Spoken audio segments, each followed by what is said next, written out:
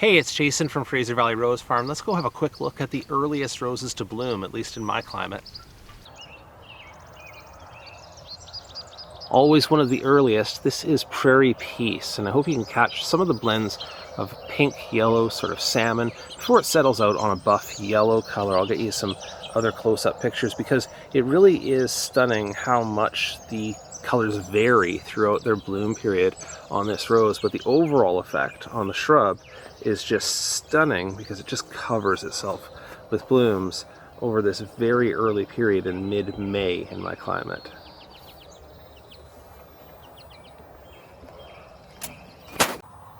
This is Doorenbos in a wine red color, and I'm going to have to get back a little bit later in the day and get some closer up shots because I think it is a little reluctant to open when it's dark like this. And yesterday I saw it open wide open in the full sun, so we'll get a closer view of that. But beautiful, low growing, dark red color, just the thing to get the season started off right. In those most delicate shades of pink, Stanwell Perpetual, and like most of the Scots roses, it's early, but this one repeat blooms. So the other Scots roses I've talked about so far actually stop blooming early in the season. This one keeps on going until later. And Brunette Double Pink just hours away from opening its first bud here of the season, but I want to show you how heavily budded this is. It's one of the wonderful things about the species roses is that even though they only bloom once in the year, what a spectacular bloom it is. They just absolutely cover themselves with color.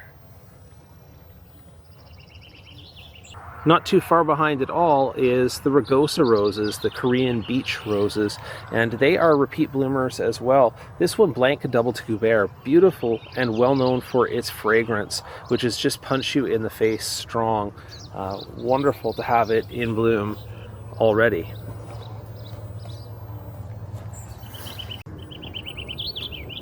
And that's got to be the first truly large bloom of the season. This is Rosaraie de la Haye, another rugosa rose in a stronger pink color.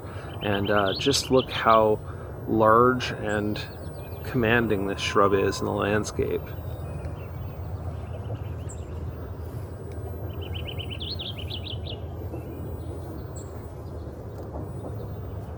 Also with that most excellent rugosa fragrance.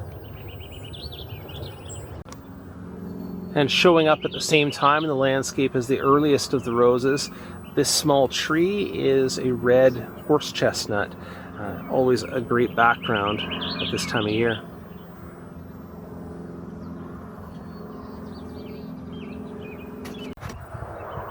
This is Hazel Dian. It's a hybrid of the Scots Rose and I think the Persian Rose. You can see that the buds on this are just starting to show color. I wouldn't be surprised if we saw those open up today, but I'll have to insert some video or photos of it fully open because it is a stunner with just very full rounded blooms with lots and lots of petals. These minis are cheating a little bit. This variety here is Ocarina, and it got a head start in the greenhouse before we, yes indeed, dug them all up and moved them outdoors here. They're going to have some transplant shock related to that, I'm sure, but we decided not to trim them too badly until we see the wilt, and of course I get to enjoy their blooms for a little bit longer. And this one here has really impressed me with the look of it. This is called X-rated, and I wonder if you can get a look at those white petals with the pink edges. Just really delicate and wonderful form. And what else is jumping early to bloom? Have a look at this clematis. This is Vancouver Mystic Gem with those pink bars on the blooms, and just from top to bottom pushing lots and lots of blooms so early in the season. Here are the bottle brush-like flowers of Fothergillea, and then just swinging over to the left here. That's a Viburnum, has those kind of beautiful layers on it. Don't know the exact variety, it might be Marizii, but wow, that really makes a statement early in the spring.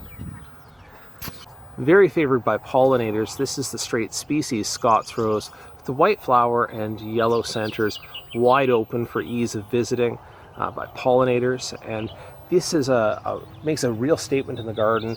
Large shrub, probably in this case up to about 8 feet tall. And once it's done with its flowering, we'll actually put on these ornamental black rose hips coming up a little bit later in the season. So that's another feature of this shrub. Hey, first year in bloom in my garden. This is a Scarlet Hawthorne tree. So small tree so far, but we're loving and having it here. And then of course there's the golden chain tree Viburnum here. It's going into bloom as well. And as it turns out, I have another specimen of Prairie Peace sitting over here against the fence. And once again, just that complex color that you get as it blooms out, opens up. You see the colors that, why they called it Peace, I think, was to name it after the actual Melon Peace rose that has a blend of yellows and pinks in it. And I think this holds up.